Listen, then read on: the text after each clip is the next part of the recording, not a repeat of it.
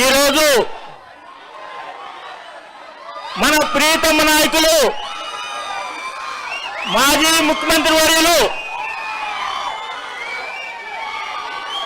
2029 ఏం చేద్దాం? 2029 మనం ఎందుకు జాయిన్ అయ్యాం? ఈ రోజు ఎందుకు మన పార్టీలో జాయిన్ అవుతున్నాం అంటే, ఒకసారి ఆగండి.